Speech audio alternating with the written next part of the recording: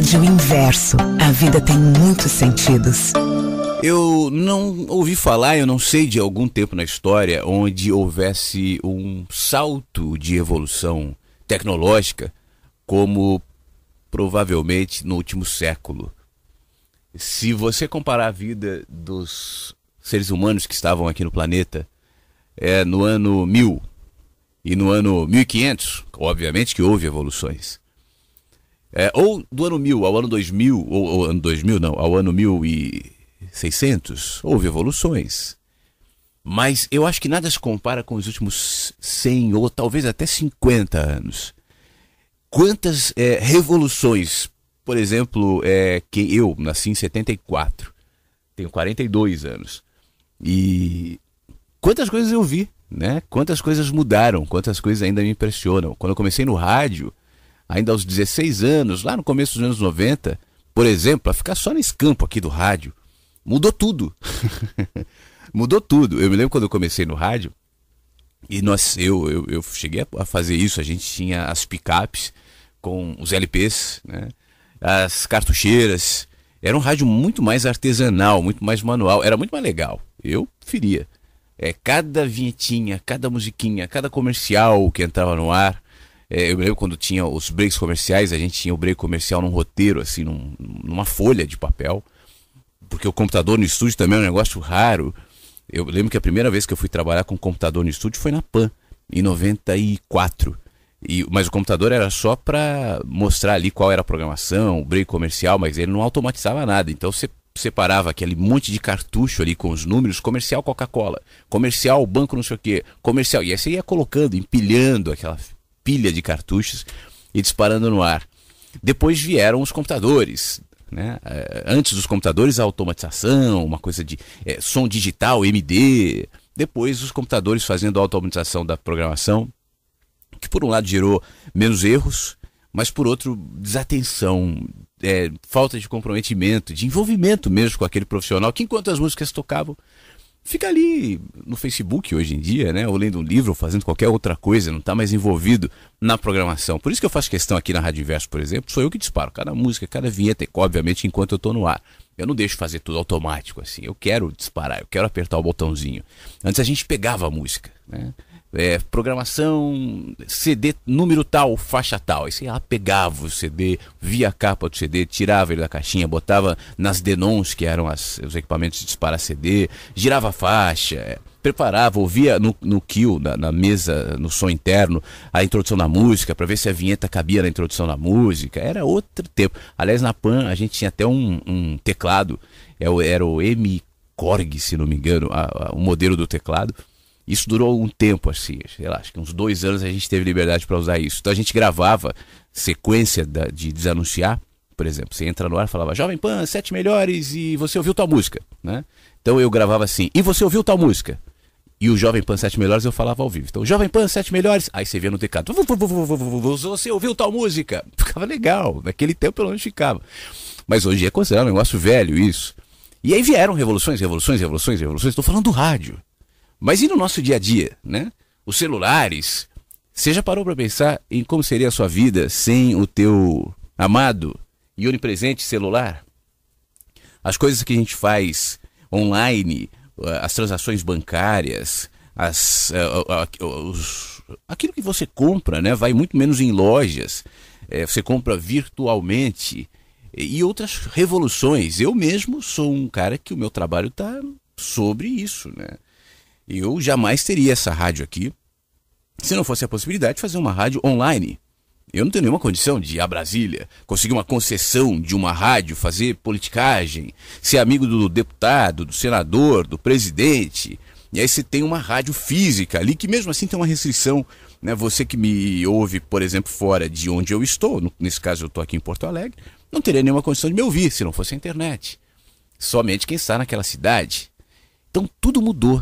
E claro que isso é muito legal, claro que isso é muito útil, sem falar nas revoluções científicas, na própria física quântica, que subverteu algumas ideias da física mecânica, ou complementou, ou explicou, na cosmologia, na medicina. né? Hoje não é à toa que a estimativa de vida é mais longa, por conta, obviamente, dos avanços também da medicina, também da indústria farmacêutica, apesar de todas as críticas que eventualmente nós podemos fazer, especialmente à indústria farmacêutica, e aos interesses, e ao dinheiro, e às manipulações e tudo mais. No entanto, houve um aumento de expectativa de vida. Então, nós vivemos um tempo de muita evolução. Isso é muito bom.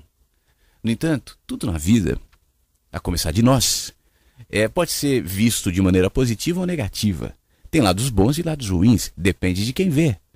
Tudo que está aí na vida é reflexo do que nós somos, inclusive a evolução tecnológica, a evolução cultural, a evolução das leis, tudo isso nos reflete, né? Tudo nos reflete, tudo sai da gente. E como tudo que sai da gente é ambivalente, não poderemos excluir essas perspectivas de revolução.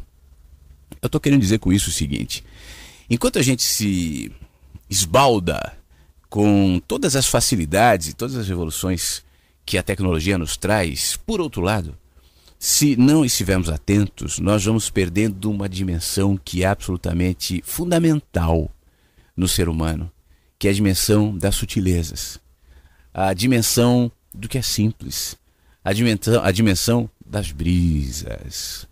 A gente deixa de perceber os movimentos naturais das nossas vidas por conta do encantamento com os movimentos artificiais das nossas vidas.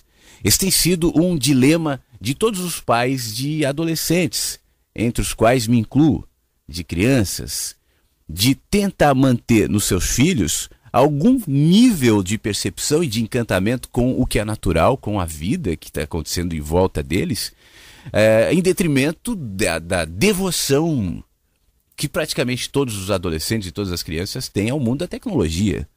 Para a maioria deles, não se pensa em trocar uma tarde online jogando LOL, ou olhando para um vídeo no YouTube ou qualquer outra coisa do celular, do que uma tarde maravilhosa na praia. A maioria deles não quer a praia, a maioria deles quer o celular. A maioria deles não quer caminhar nas ruas e visitar os avós ou os parentes. A maioria deles quer ficar fechado, se possível, num quarto escuro, olhando para uma tela.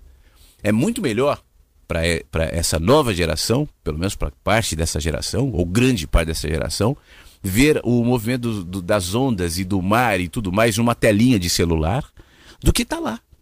Porque lá é ruim, lá tem cheiro, lá tem bicho, lá tem areia suja. E esse vento, esse calor, essa água, tem peixe, tem concha, eu vou pisar numa concha? Não, eu vejo aqui, asepticamente, olhando pela tela.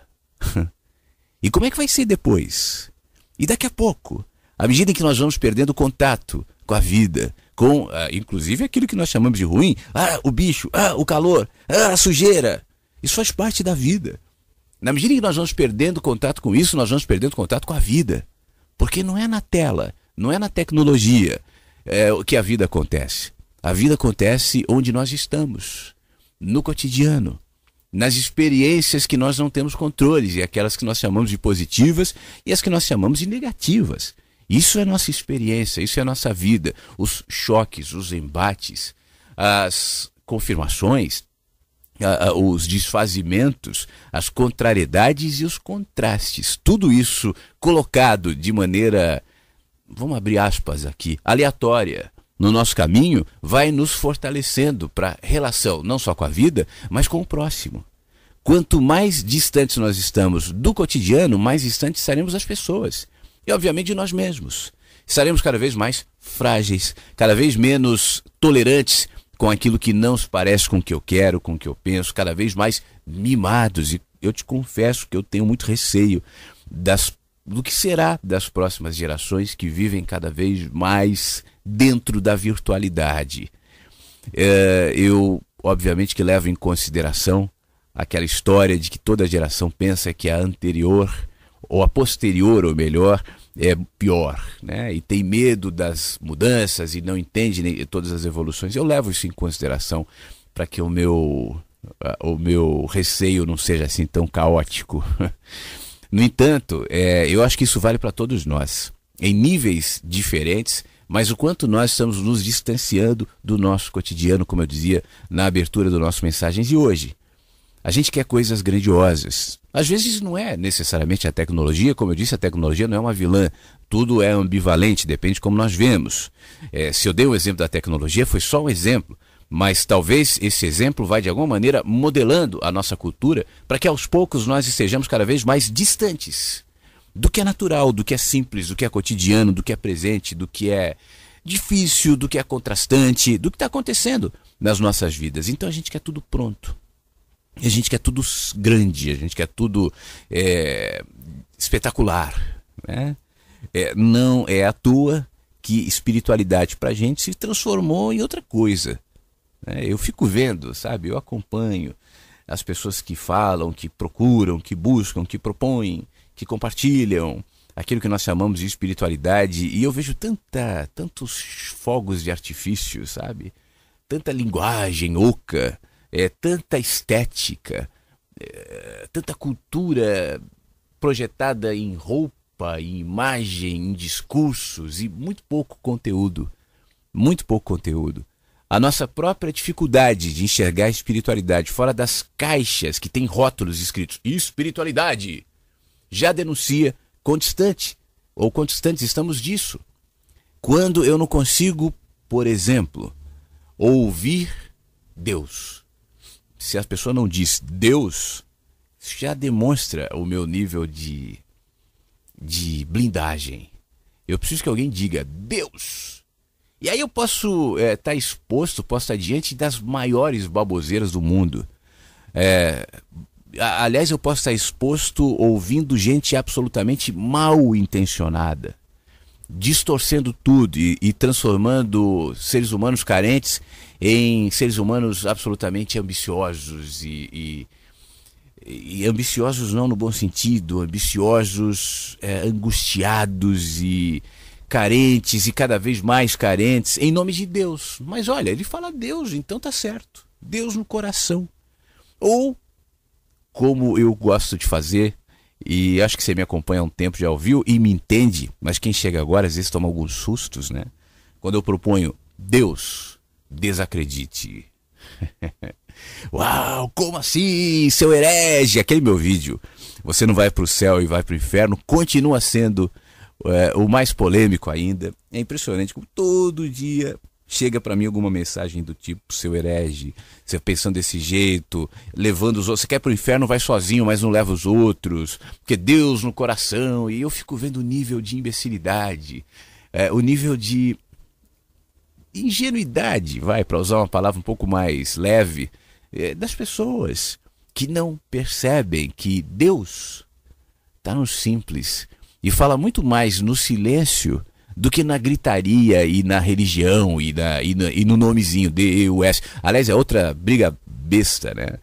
Olha, o nome de Deus, na verdade, é Javé, é Yeshua e é não sei o quê. É uma loucura. Aí vem gente... Não, porque o verdadeiro nome de Deus é... Você sabe lá o nome de Deus, meu querido? Que nome? Deus se chama Solanjo. E aí?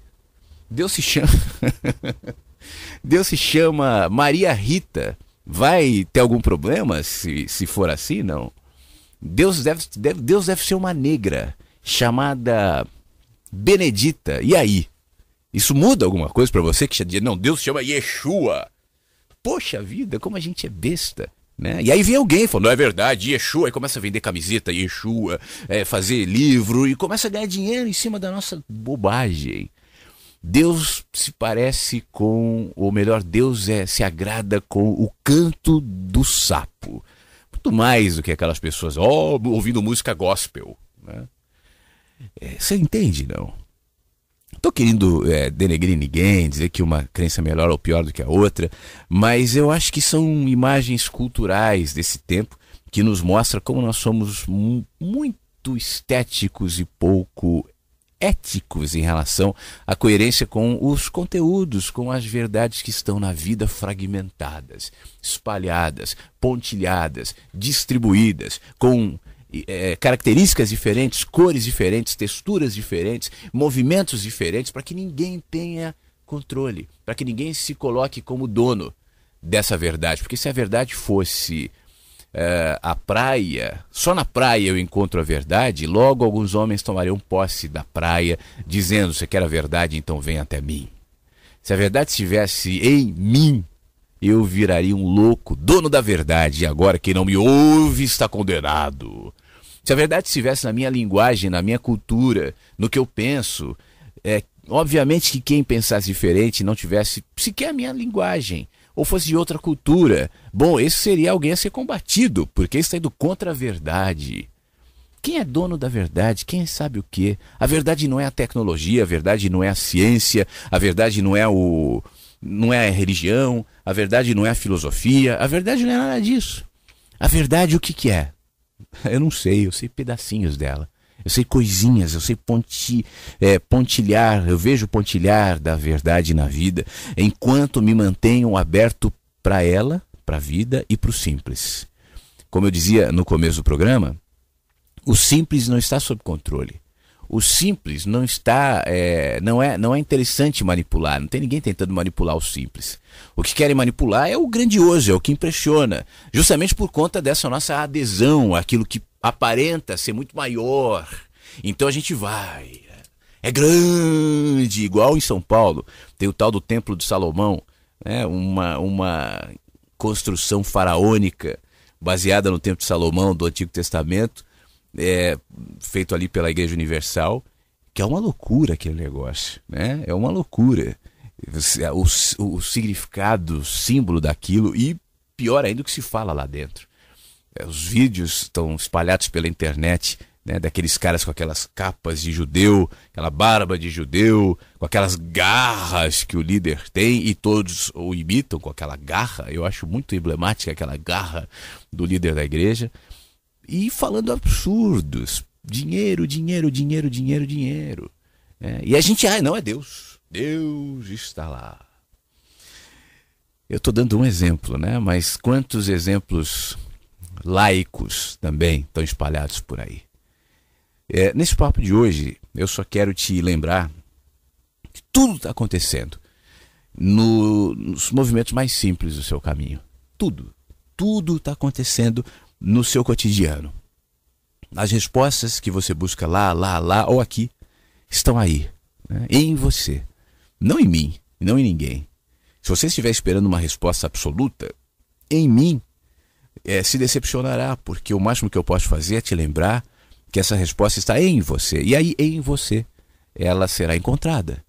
Mas qual o seu nível de desatenção? Qual o seu nível de distração? O quanto você anda esperando que luzes caiam dos céus, naves extraterrestres venham lhe dizer a verdade? Aliás, essa é uma ressalva que eu faço quando me perguntam, né? Os ETs, o que você acha? Vida em outros planetas? Eu, pessoalmente, claro que eu acredito.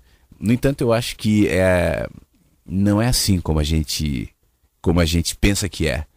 Eu vinculo a existência de vida em outros planetas a dimensões, a outro nível de percepção. O ser humano não tem os sentidos desenvolvidos para entender ou percebê-las. Por isso nós vamos aos planetas e dizemos, não tem nada lá, né? De qualquer maneira, essa expectativa, uma luz do céu virá, um ET nos dirá, a canalização do fulano de tal, que eu acho isso também uma distração louca.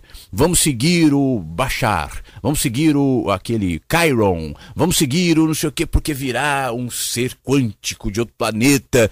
Me dizer o óbvio, me dizer o que está sendo dito todos os dias, me dizer o que todos dizem, me dizer o que os sapos dizem, o que as minhocas dizem com muito mais eloquência. E quanto mais eu estiver esperando do Chiron, do Bashar, sei lá de quem, mais distraído eu vou ficar e mais atento eu estarei em manifestações sobrenaturais, psíquicas, tecnológicas, ou sei lá como você quiser chamar, de algo que já é dito eloquentemente aqui na Terra, né? Outro dia eu vi no YouTube um cara dizendo que eu estou canalizando Osho e Krishnamurti.